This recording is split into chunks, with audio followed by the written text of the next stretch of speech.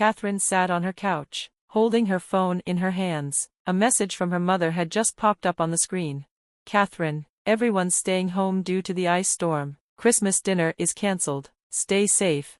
She read the words slowly, feeling a wave of disappointment wash over her. Christmas was supposed to be a time for family, a time to gather and share laughter, gifts, and good food, but she understood. Winters in Nashville could be unpredictable, and ice storms made traveling dangerous.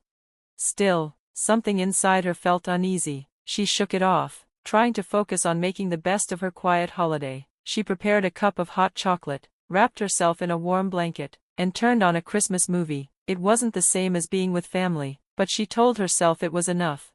Hours passed, and by the afternoon, Catherine found herself mindlessly scrolling through Instagram. That's when her heart stopped. A new post from her cousin appeared on the screen.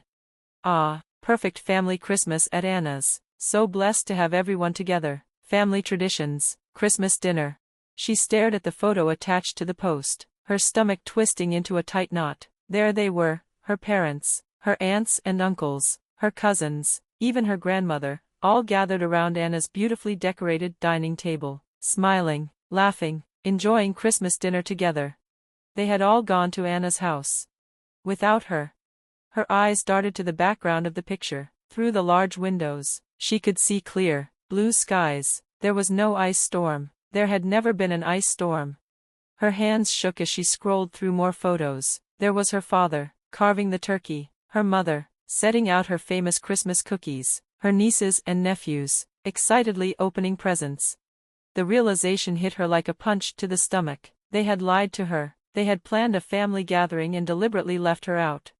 She tried to make sense of it. How long had this been happening? Had there been other gatherings she was excluded from? How many times had they told her something was cancelled when, in reality, it was still happening, just without her?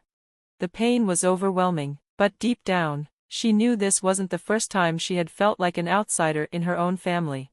Catherine had always been different. She was the quiet one, the serious one. She had worked hard in school, earned a stable job as an accountant, and did everything she could to be responsible, but no matter how much she accomplished, she always seemed to fade into the background.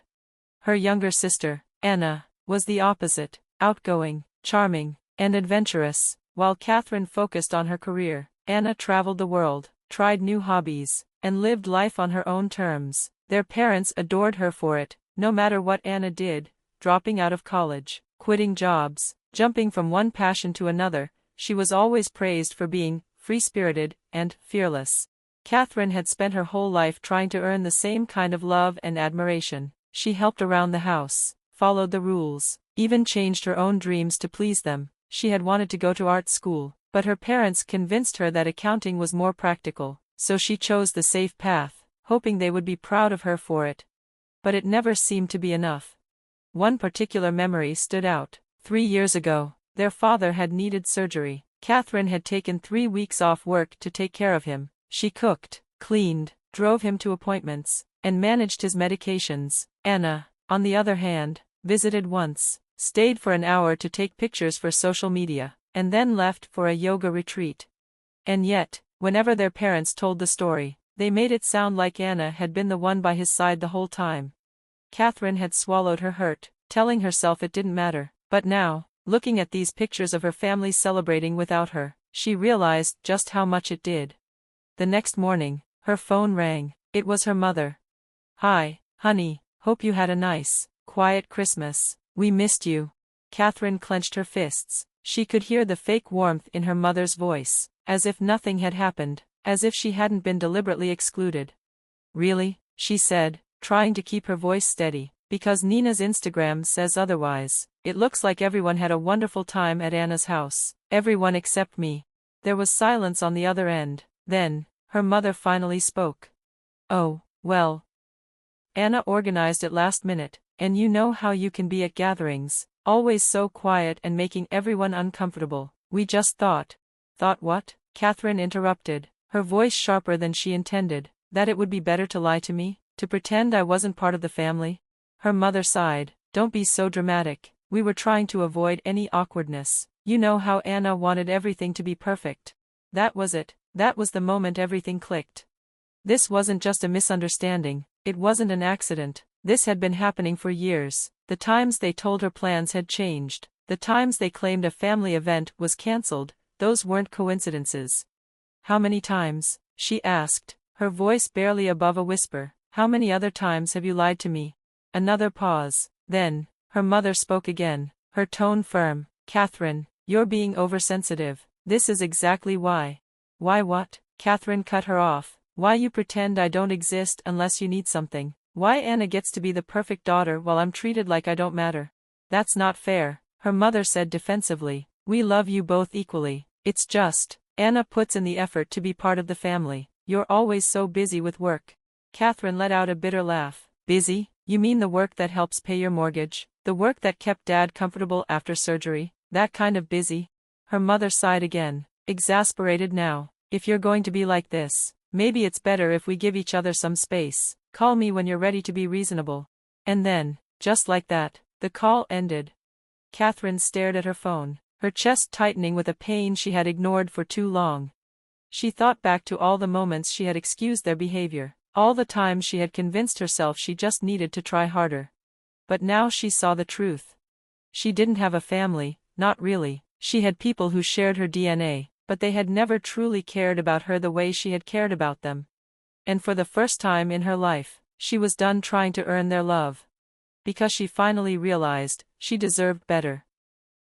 For most of my life, I lived in an illusion, believing my family loved and supported me, but that illusion shattered when I uncovered their lies. Instead of acknowledging the truth, they turned against me, making me the villain for daring to speak up. The more I defended myself, the more they twisted the story to make it seem like I was the problem. When I refused to apologize or back down, they escalated their tactics.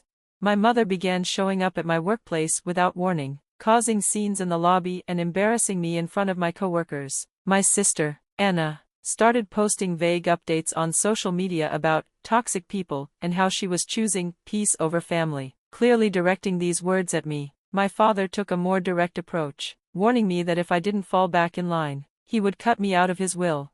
Instead of making me afraid, their actions only confirmed what I had started to realize: this wasn't a healthy, loving family. This was a toxic system built on lies and manipulation, trying desperately to maintain control over me because I had finally stopped playing by their rules. That was the moment I knew I had to do more than just expose their deceit. I needed to break free completely. What they didn't know was that I had already begun planning my escape, and I would make sure they faced the consequences of what they had done.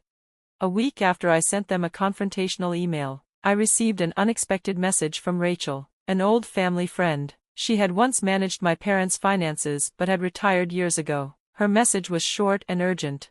Catherine, I've seen what's happening with your family online. There's something important you need to know. Can we meet? Curious and slightly nervous, I agreed. We arranged to meet at a quiet cafe downtown the next day. When I arrived, Rachel looked nervous, clutching a thick manila envelope. She hesitated before sliding it across the table to me.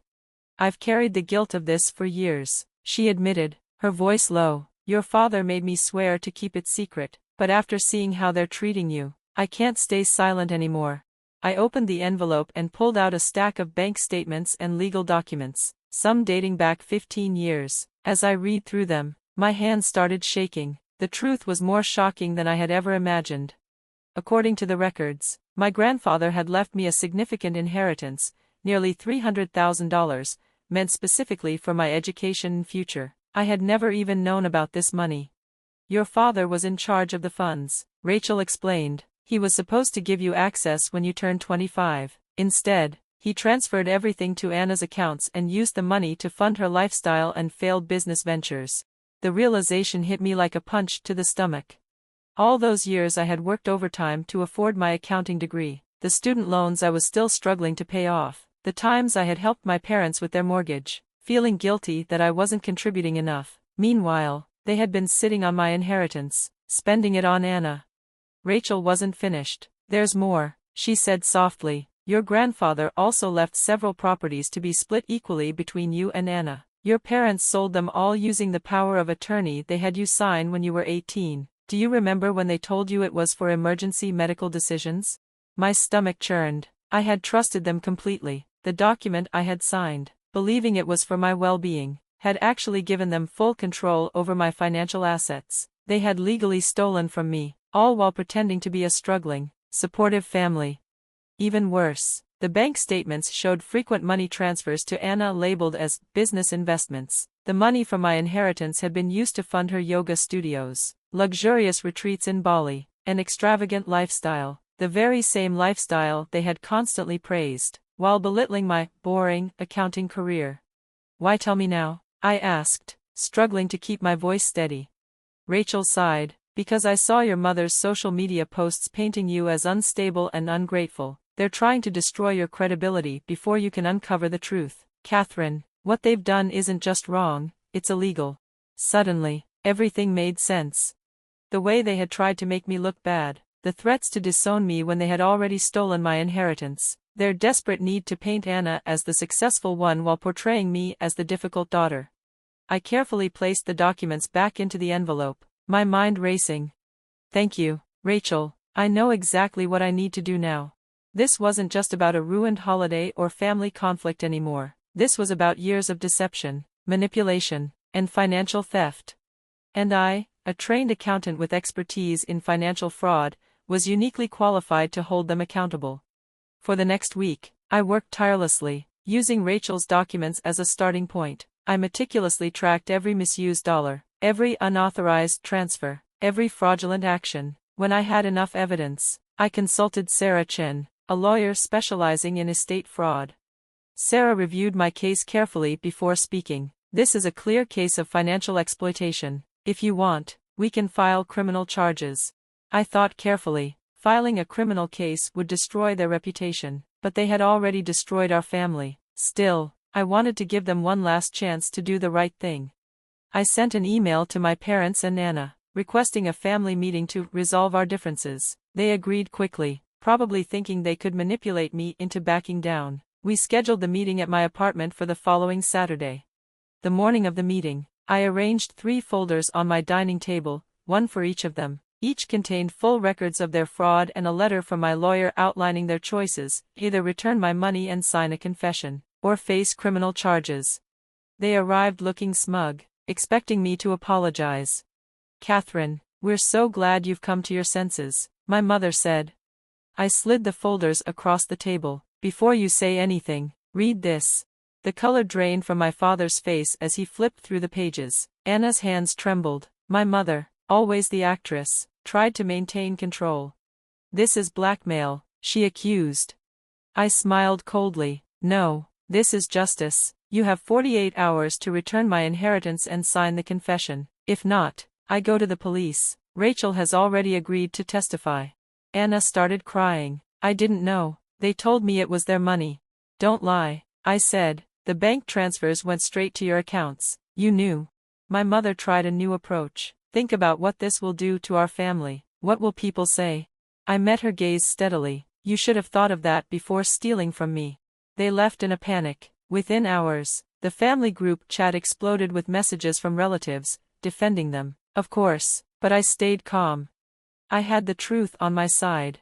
As I told Sarah later that night, the choice is theirs, but something tells me they won't make the right one. No matter what happened next, I was finally free, and that was worth more than anything they had ever stolen from me.